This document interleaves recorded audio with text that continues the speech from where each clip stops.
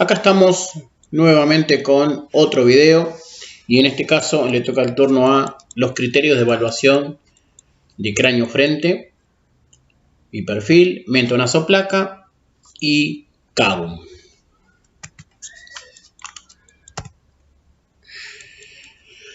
Para tener una idea cuál es la utilidad del par radiológico de cráneo, cuando uno dice utilidad, ¿qué es lo que nos demuestra el par radiológico de cráneo? Vamos a tener una vista de la bóveda, de la base de cráneo.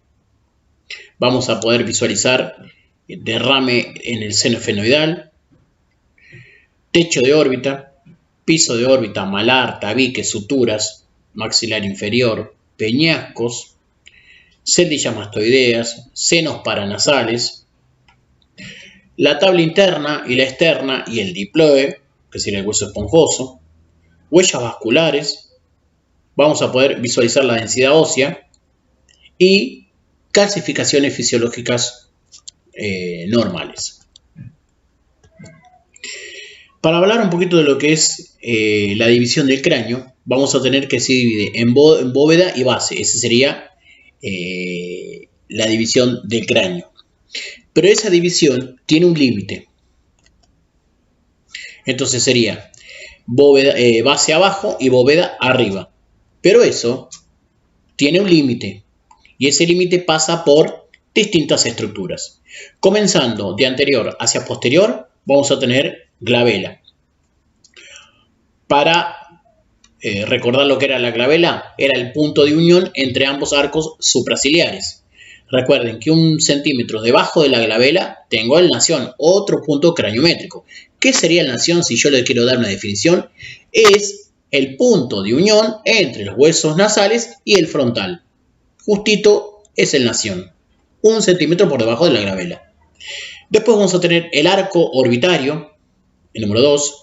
Número 3, apófisis orbitaria del frontal, esta parte que está acá del frontal. Luego la rama ascendente del malar, esta región vertical del malar se llama rama ascendente del malar. La 5 sería la rama horizontal, que es bien corta, la porción horizontal del malar. Después vamos a tener la número 6, la arcada cigomática. Cresta temporal, el número 7. Número 8, línea curva occipital superior. Y por último, el más posterior del límite, la protuberancia occipital externa. Eso sería el límite entre bóveda y base. Bueno, acá tenemos un cráneo pediátrico donde muestra los lugares que todavía no se han osificado, ¿sí? Alrededor de 18 meses tarda en osificar la fontanela. Para tener una idea, vamos a tener una fontanela anterior y otra posterior. Recuerden que como tengo cartílago acá, los médicos pueden utilizar esta ventana para realizar una ecografía. Después vamos a tener 2 fontanelas laterales y anteriores y 2 fontanelas laterales y posteriores, ¿sí? Con el nombre de fontanela esfenoidal, la anterior, y la posterior, fontanela mastoidea. Bueno, acá vamos a tener en 2 vistas del cráneo algunos puntos craniométricos para tener en cuenta. Y algunas suturas que vamos a mostrar. Ahí tenemos la sutura coronal, ¿sí? Articula hueso frontal con ambos parietales y una mínima porción del hueso del ala mayor del efenoides, ¿sí? Que forma parte del hueso efenoides. Después, la sutura sagital, que articula ambos parietales, pero a su vez hacia anterior con la coronal, ¿sí? Y hacia posterior con la lamboidea. Después, vamos a tener la número 4, que es la sutura escamosa. Escamosa porque va como apoyada, como la escama de los pescados, por eso le dieron ese nombre, la sutura escamosa. Después, la sutura esfenoparietal, el número 5, justo este que está acá, esfenoparietal. Después vamos a tener la sutura occipito-mastoidea, esta región que es bien posterior, occipito-mastoidea. Después vamos a tener la sutura cigomático temporal. Recuerden que el hueso, esto es el malar, y la arcada cigomática está formado por un hueso del temporal y un hueso del malar, ¿sí? O sea que en realidad la arcada cigomática, recuerden, lo forman dos huesos, una porción del malar y otra porción del temporal. Eso va a ser la sutura cigomático temporal. Después, la número 8, la sutura cigomático malar, ¿sí? Acá lo mismo decir hueso cigomático o hueso malar, por ahí se confunden. Entonces, la unión del hueso cigomático o malar con el maxilar superior. Después, la 9, la sutura frontomalar, ¿sí? Esta porción que está acá, sutura frontomalar. Luego vamos a tener el número 10, el terion, que en realidad el terion, este círculo que está acá, faltó poner el número 10, este círculo que está acá es un punto craniométrico donde se une frontal, parietal, temporal y el ala mayor del efenoides. Es el punto craniométrico lateral, terion, ¿sí? Después vamos a tener el bregma, que el bregma, para que tengan una idea, otro punto craniométrico, que es el punto de unión acá, justito acá en entre la sutura coronal y la sutura sagital. Es el punto de unión entre la sutura coronal y la sagital, ¿sí? Punto craniométrico, terion, bregma, perdón. Y después la sutura lamboidea, que sería la unión de el punto de unión entre la sutura sagital, ¿sí? Y la sutura lamboidea. Justo ahí sería el punto craniométrico lambda, ¿sí? Eso es para recordar algunos puntos y algunas suturas que seguramente han hablado en los años anteriores. Bueno, ahora comenzamos a hablar un poquito de las indicaciones para el par radiológico de cráneo. Es muy común que en la orden pidan un TEC. ¿Qué sería un TEC? Un traumatismo encefalocraniano sin pérdida. Cuando es un TEC con pérdida, directamente va a tomografía, porque si no sería pérdida de tiempo. Tenemos mayor información con pérdida que con tomografía, a estándar. Control postquirúrgico puede ser de alguna válvula, ¿sí? Control de prótesis puede ser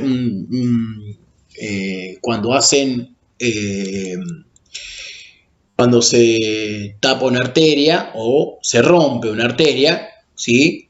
Le colocan un tapón que se llama embolización, y esa embolización es de material de metal. Entonces, los controles se realizan con el par cardiológico de cráneo. Patologías óseas, por eso es importante tener una buena densidad, sacar una buena placa con buena técnica, porque podemos visualizar patologías óseas como erosiones, ¿sí? Hay algunas, o cambio de densidad, hay patologías que tengan cambio de densidad o erosiones.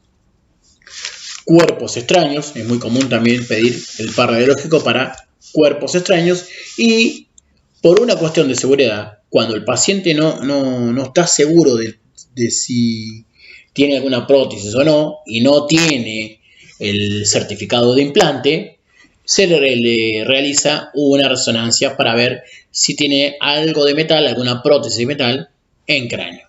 Esas son todas las indicaciones para el par radiológico de cráneo. Ahora, con respecto a la lectura sistemática, pasa lo mismo que en una oportunidad se habló con tórax. Siempre hay una lectura sistemática. Y siempre se habla de afuera hacia adentro. En este caso, lo que vamos a hacer con cráneo es dividir en 3 tercios: superior, medio e inferior. Y en cada caso, en cada tercio, vamos a hablar de afuera hacia adentro, ¿sí?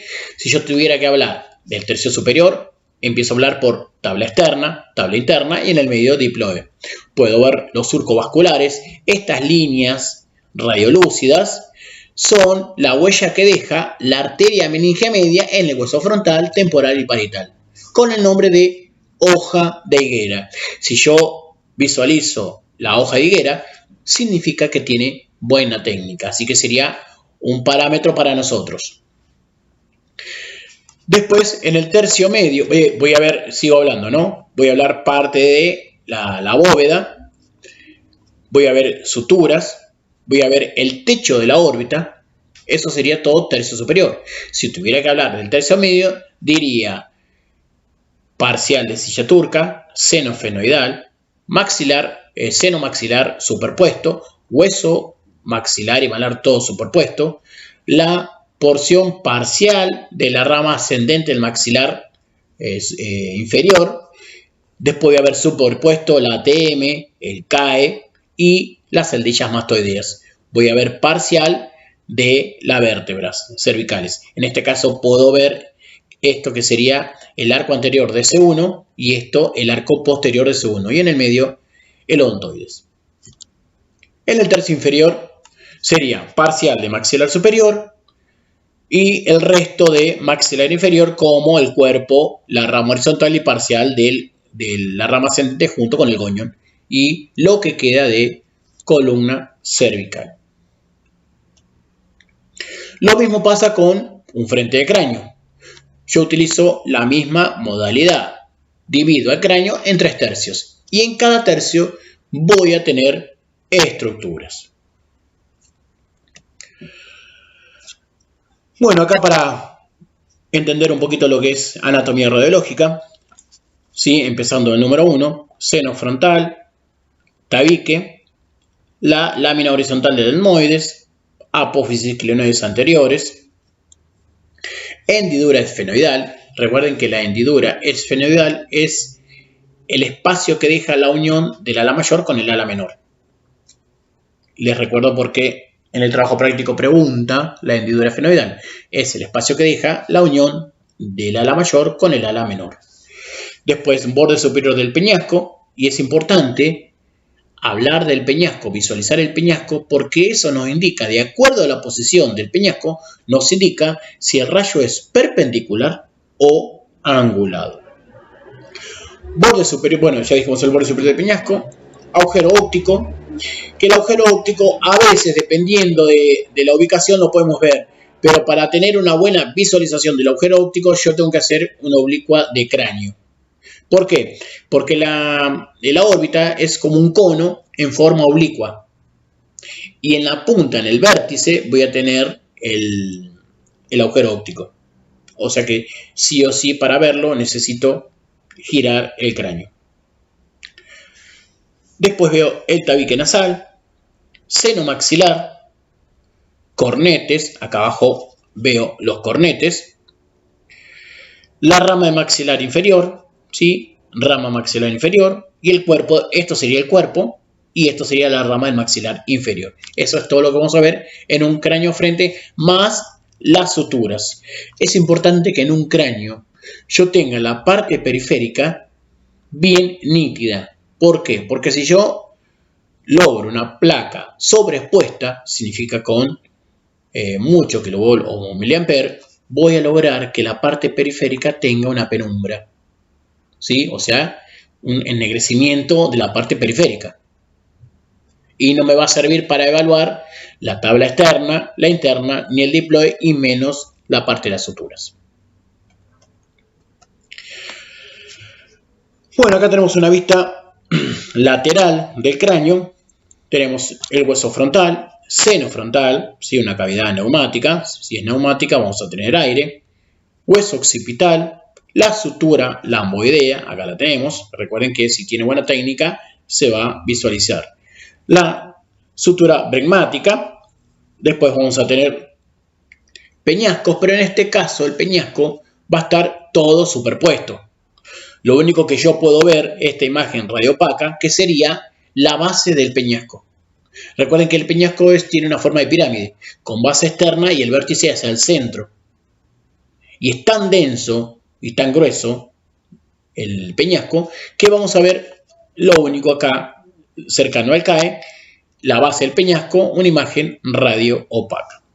Vamos a ver la silla turca, ¿sí? Que en realidad la silla turca es todo esto. En lo que estaría marcando el 7 sería la fosa hipofisaria. Después, el seno esfenoidal. Recuerden que si a uno le piden, si el médico viene y te pide, yo necesito saber si el seno esfenoidal tiene niveles.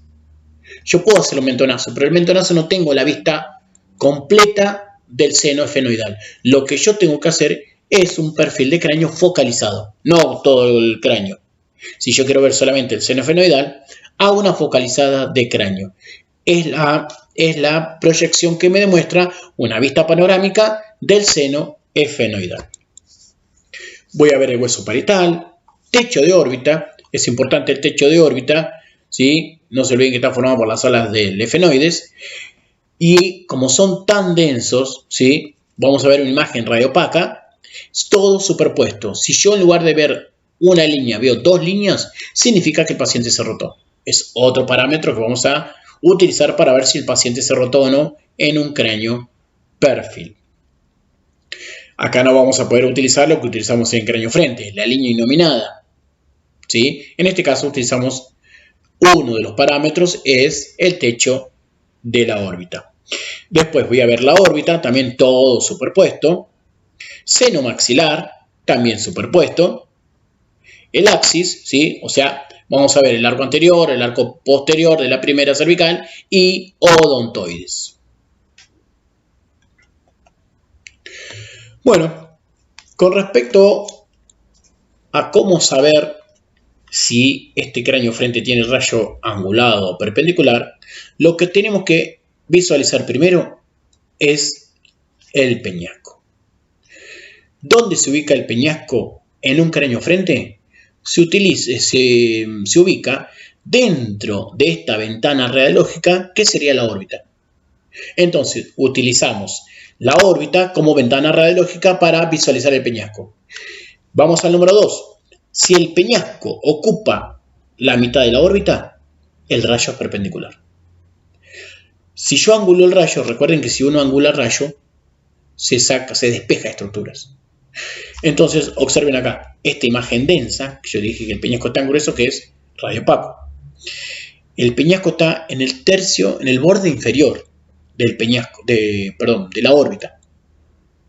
Si yo encuentro el peñasco en el borde inferior de la órbita, significa que lo desplacé hacia abajo, ¿sí? Y eso me indica que el rayo está angulado. ¿Para qué me sirve? Para dos cosas. En este caso es para visualizar con mayor nitidez el seno frontal y para visualizar, en este caso, la hendidura esfenoidal. Esto es a la menor y esto es a la mayor. La unión entre ambas, ¿sí? Como no son estructuras regulares, dejan un espacio. Ese espacio se llama hendidura esfenoidal. Sigo. Ahí le dejo el texto de lo que dije. Vamos con la línea inominada. Para que tengan una idea, la línea inominada es el canto del ala mayor del efenoides. Sería esto que está acá. Esto es el efenoides, ¿sí? Es como una mariposa mirando de frente. Y la parte más densa del ala mayor se llama línea inominada. Si yo lo paso a una placa, esta línea oblicua que tengo acá, de un lado y de otro, se llama línea inominada, que sería el canto del ala mayor del efenoides. Entonces, yo tengo que buscar la línea inominada y digo, de la línea inominada hacia afuera, en ambos lados, iguales, la misma distancia. Eso me indica que el paciente no se rotó. En este caso, como me despejé el peñasco, se visualiza con mayor nitidez. Pero acá cuesta ubicar la línea inominada, pero puedo utilizar otro parámetro. Yo digo, del borde externo de la órbita hacia los laterales, en ambos lados tienen que estar simétricos. Eso me indica que el paciente no se rotó. Bueno, acá una imagen mostrando una variante anatómica, los huesos formianos, que son huesos supernumerarios, y va a estar entre medio del occipital y el parietal. Lo normal serían los dos parietales y el occipital. Pero cuando tenemos un hueso en forma triangular, entre medio de los dos parietales y el occipital, sería un hueso supernumerario, ¿sí? Una variante anatómica. Acá tenemos tres proyecciones, que estas tres proyecciones son pediátricas. Tenemos un frente, un perfil y una proyección de Town. Son las tres proyecciones pediátricas que se realizan cuando existe un trauma. En este caso, observen que está bastante centrada, no hay rotación, si bien alcanzo a ver con poca nitidez la línea nominada, pero tengo la línea externa, la porción externa de la órbita, ¿sí? En este caso el perfil, observen, el techo del peñasco es una sola línea, bien radiopaca. Eso indica que el paciente no se rotó. Y en este caso tenemos la Town. ¿Cuál es la utilidad de esta proyección? Demostrar con nitidez la bóveda occipito-parietal. Observen, esta parte que está acá es el occipital, esta parte que está acá es el parietal. Yo necesito visualizar con nitidez la bóveda occipito-parietal más el agujero magno. Demostrar con nitidez si hubiera una fractura, si llega hasta el agujero magno. Esa es la utilidad de la Town. Recuerden que va a apoyar el mentón en el esternón y el rayo ingresa en una línea biauricular superior, angulado 45 grados. Bueno, acá está marcando, esto yo le dije a ustedes que era la bóveda occipito-parietal. Vamos a tener el parietal derecho, el occipital derecho, la fosa cerebelosa derecha, ¿sí? Y el agujero magno. Bueno, tenemos un cráneo perfil. Vamos a ver, este cráneo está correctamente ubicado, donde vamos a visualizar el número 3, que sería el techo de la órbita. Es una sola línea radiopaca. Observen abajo, yo tengo dos líneas radiopacas. Significa que el paciente se rotó. Con respecto a la silla turca, voy a ver que el piso tiene dos líneas. El paciente se rotó. Acá observen solo una línea, ¿sí? Curva, radiopaca, es el piso de la silla turca. Parte del peñasco y las celdillas mastoideas. Y bueno, las huellas vasculares de la arteria meningea media, que tienen el nombre de hoja de higuera. Bueno, acá tenemos tres imágenes, tres perfiles, que solamente de los tres, uno cumple los criterios. El techo de la órbita, dos líneas, paciente se rotó. Acá el paciente no se rotó, pero tengo en la parte periférica, tengo penumbra. ¿Sí? Tengo falta de nitidez, está excedido en técnica. Entonces no puedo visualizar la tabla externa, ¿sí? La tabla interna la puedo visualizar, pero la tabla externa no. Entonces eso me indica que tiene exceso de técnica. Observen acá, una sola línea y puedo visualizar la tabla interna y externa del diploide con nitidez, significa que tiene buena técnica.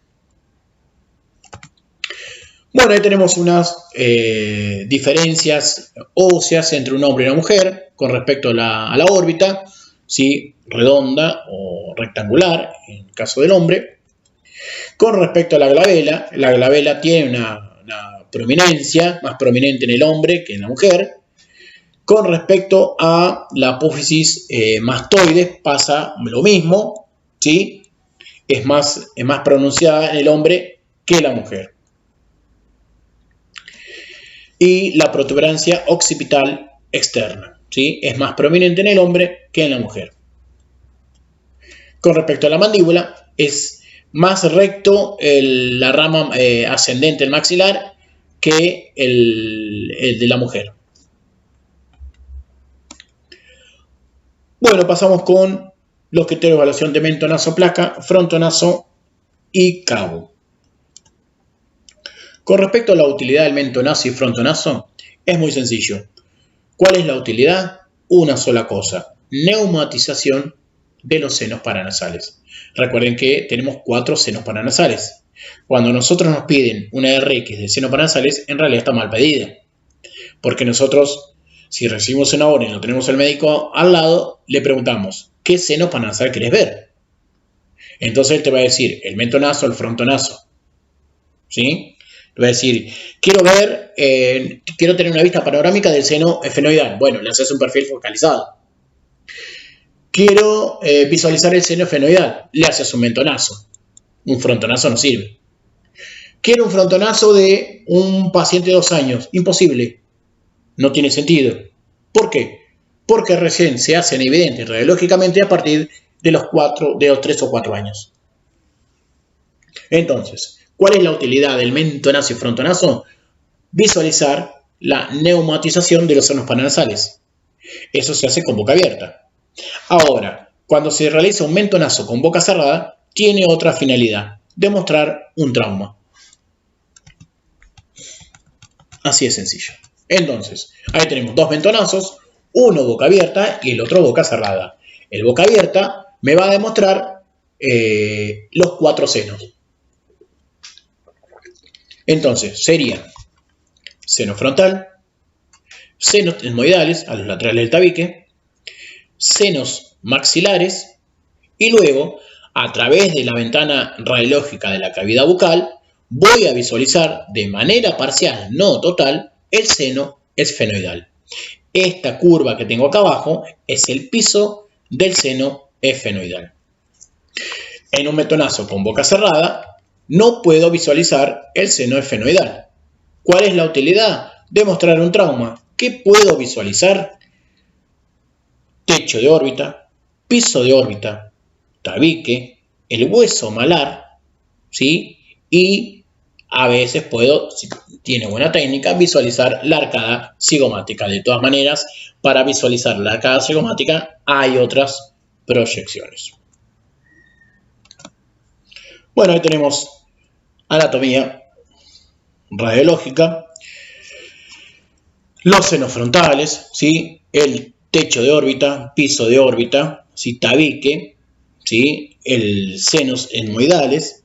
Voy a ver acá, el número 11 marca el rostrum, el número 5 marca el piso del seno esfenoidal y el número 4 el seno esfenoidal. El número 10, la trompa del elefante, que sería la arcada cigomática, ¿sí? Después, la línea innominada. ¿Se acuerdan que era el canto del ala mayor del efenoides? Yo lo utilizo como referencia y digo de la línea innominada hacia afuera en ambos lados iguales. Observen que el mentonazo tiene que lograr una manera bien redonda, ¿sí? Casi tirando a ovalada, pero así se tiene que demostrar. ¿Por qué?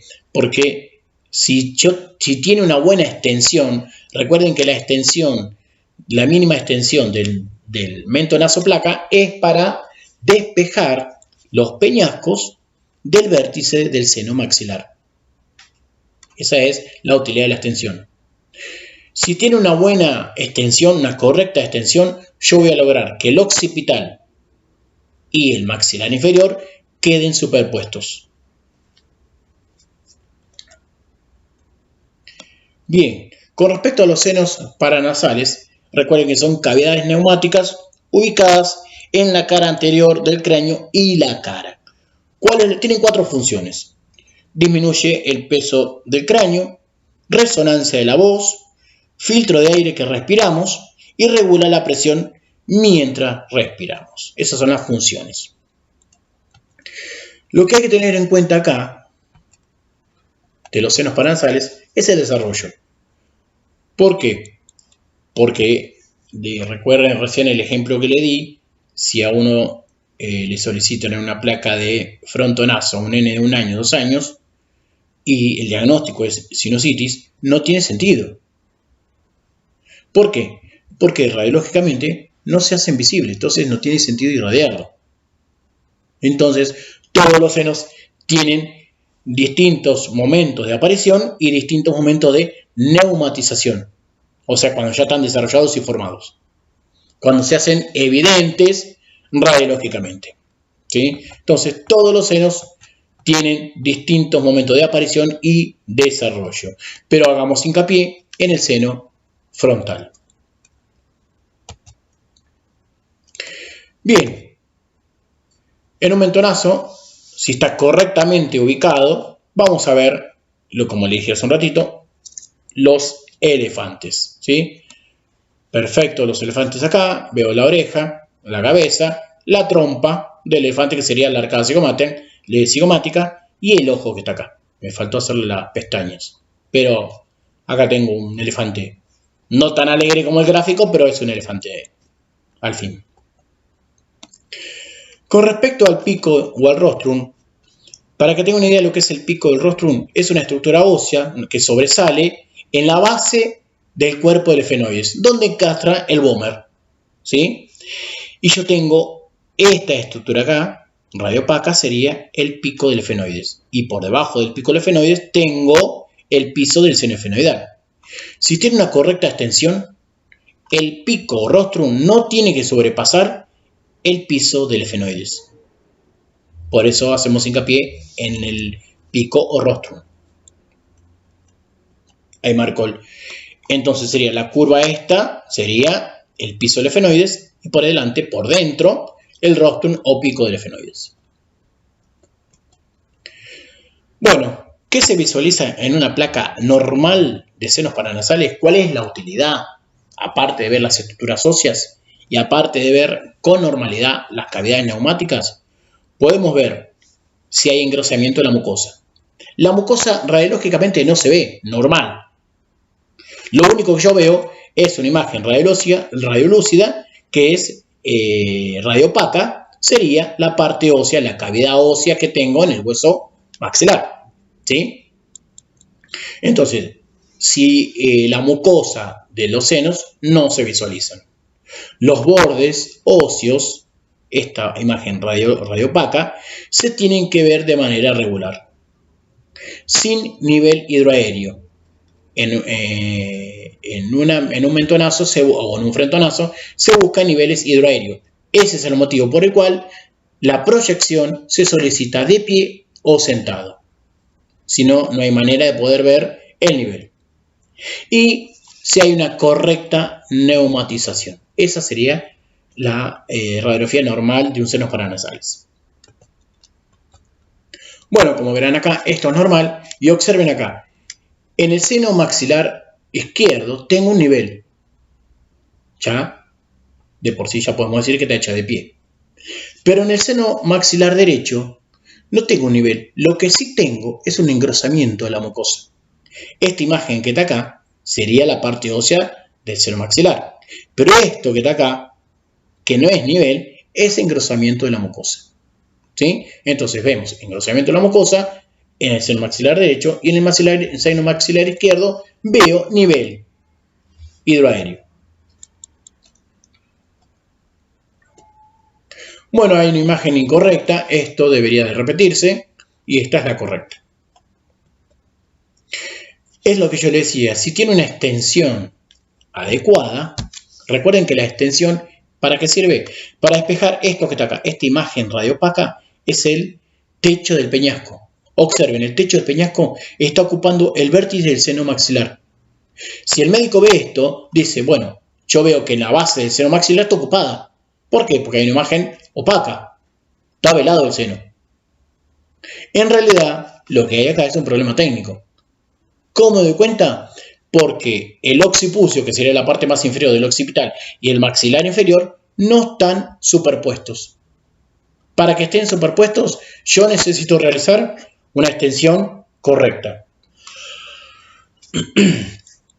¿Cuál sería la extensión correcta? La nariz a 1 centímetro del póster.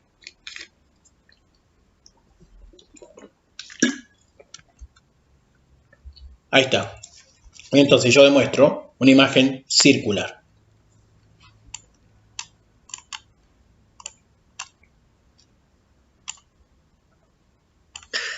Bueno, seguimos.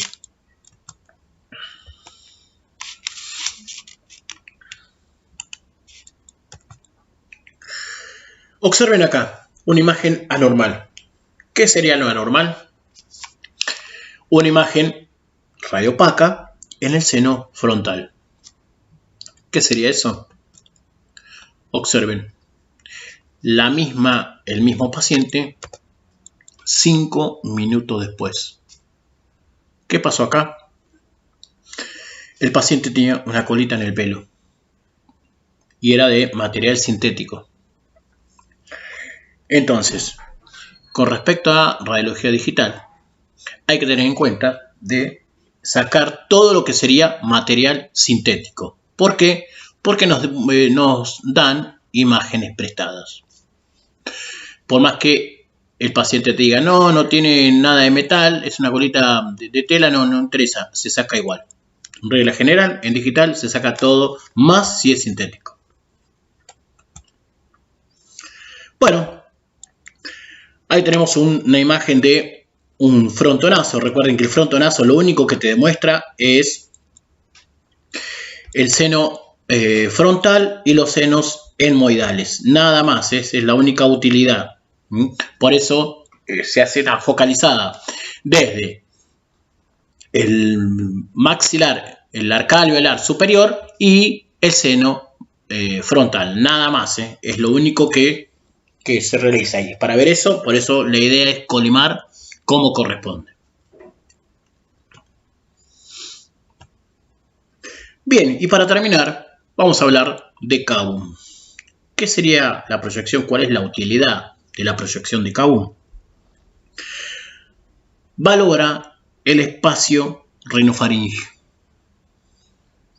Valora el tamaño de las adenoides. Si hay un tamaño anormal de las adenoides, comprime el espacio faríngeo. Y valora también las amígdalas palatinas. Pero lo particular del Kabum son las recomendaciones de qué manera instruimos al paciente si colabora. Una de las recomendaciones que hay que darle al paciente es la cabeza con hiperextensión. ¿Por qué motivo? Como generalmente es una proyección pediátrica, los pacientes pediátricos tienen la parte muscular, la región muscular, la anterior del cuello, muy laxa. Es muy laxo, entonces tienden a veces a comprimir la vía aérea. Por eso lo que hacemos es una tensión, ¿sí? Levantamos, generalmente se le dice al padre o la madre si colabora, que eleve el mentón para tensar la parte muscular. El paciente tiene que estar con boca cerrada. ¿Por qué? Porque nosotros necesitamos que el aire que ingresa por la nariz haga un contraste en la rinofaringe. El perfil tiene que ser estricto, porque si no es estricto, al ser estructuras dobles y están superpuestas, si el paciente se rota, dan imágenes prestadas. El paciente no tiene que tragar saliva. ¿Por qué? En el momento de tragar, lo que se eleva es el paladar blando o la úvula. Cuando se eleva la úvula, comprime la rinofaringe. Y entonces el médico puede interpretar esa imagen como un aumento de la amígdala. El chasis tiene que ir sentado en la región preauricular, o sea, delante del conducto auditivo externo. Y se realiza a un 80, igual que el tórax. ¿Por qué motivo? Y porque el médico necesita hacer mediciones del espacio rinofaringeo. Para entender un poquito de lo que es las adenoides, recuerden que forma parte del sistema inmune. Están hacia posterior, ¿sí? Y lateral de la lengua. Se hacen evidente a partir de los 6 meses y aumentan de tamaño entre los 6 y los 8 años. Y se atrofia en la adolescencia. Por eso generalmente se utiliza para pediátricos. La ausencia de adenoides sugiere un problema de inmunodeficiencia, ¿sí? Y el tamaño normal es de 0,6 milímetros. 0,8 ya es aumento de tamaño. Esos son datos para que tengan información ustedes. Bueno, acá tenemos un Kabum. Observen, recuerden que la faringe se divide en rino, buco y laringofaringe. Entonces, yo tengo rinofaringe, orofaringe o bucofaringe, como voy a llamarle, y laringofaringe. Este pasaje aéreo se logra si yo cierro la boca. Observen cómo del mentón lo están teniendo ¿Para qué? Para que tensen los músculos del cuello. Y esto que está acá caído, esta imagen de partes blandas, es la úvula. La úvula tiene que estar descendida. ¿Sí? Esta curva que está acá sería la úvula. Cuando el paciente traga, la úvula, por una cuestión anatómica, se eleva, ¿sí? Y comprime la rinofaringe.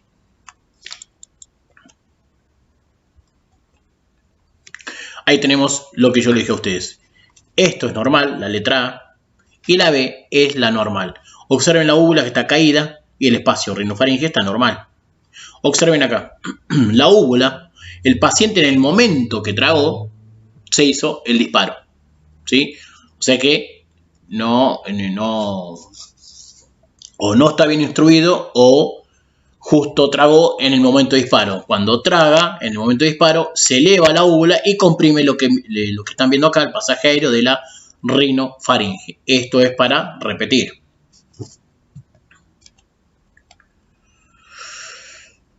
Bueno, acá les dejo algo de anatomía de Cavum para que vayan repasando. Y les dejo todos los criterios de cráneo-frente, perfil, mentonazo, frontonazo y Cavum. Frontonazo y cráneo-frente es casi similar. Para que tengan una idea, el criterio de evaluación de cráneo, vamos a ver, vamos a utilizar la línea nominada. Las pirámides petrosas tienen que estar simétricas, ¿sí? ¿Qué debo incluir? Desde maxilar inferior hasta el vértice de la calota, ¿sí? Eso es todo lo que debemos incluir en un cráneo frente. No debemos, ¿qué nos indica que tiene demasiada técnica o que está muy penetrado, muy sobreexpuesto? ¿Sí? Si no alcanzamos a ver conitis, es el hueso frontal. Si no alcanzamos a ver la sutura, eso nos indica que está sobreexpuesto. Con respecto a los criterios de evaluación de cráneo perfil, esto es bastante sencillo. ¿Por qué? Recuerden que en cráneo es todo simétrico. Lo que tengo a la derecha tengo a la izquierda. Y si yo hago un perfil, todas las estructuras dobles tienen que estar superpuestos. ATM, CAE, gonion, la rama ascendente del maxilar inferior. ¿Qué más? El techo de órbita. ¿Sí? Todo tiene que estar superpuesto. Donde esas estructuras que son dobles, que teóricamente en un perfil están superpuestos, donde se rota, vamos a ver doble estructura. ¿Sí? Entonces, todo lo que es doble tiene que estar superpuesto. ¿Qué debemos incluir? Desde el maxilar inferior hasta el vértice de la calota. Con respecto al mentonazo, casi similar, y acá entra en juego también la línea innominada. Recuerden que la línea innominada hacia los laterales tienen que estar simétricos. Con respecto al maxilar inferior y al occipital, recuerden que en un mentonazo tienen que estar superpuestos. Eso indica que el paciente tiene una correcta extensión. Recuerden que la utilidad de la apertura de la cavidad bucal era para ver el seno esfenoidal a través de la ventana radiológica de la cavidad bucal. Y el frontonazo van a ver que similar a el cráneo frente. Lo único que cambia es lo que yo debo incluir desde el maxilar superior o la arcada alveolar superior hasta el seno frontal. Nada más, lo demás no me interesa. Por eso en frontonazoplaca tenemos que colimar. Y con respecto al Cavum, comparte algunos criterios de evaluación de cráneo perfil. ¿Por qué? Porque todo lo que es doble tiene que estar superpuesto. Recuerden que necesitamos hacer hiperextensión de la columna porque de esa manera tensamos los músculos del cuello. Boca cerrada, ¿para qué? Para tener contraste, ¿sí? Si yo tengo la boca cerrada, el paciente va a respirar por la nariz. Entonces, esa columna aérea se va a contrastar en la rinofaringe. Y la úvula sin elevación. ¿Cómo me doy cuenta que está la úvula sin elevación? ¿Sí? Recuerden que la úvula es una imagen de partes blandas donde vamos a tener una curva descendida. Donde esa curva tiene una panza elevada, significa que el paciente tragó. Por consiguiente, hay que repetir. Bueno, esto sería todo lo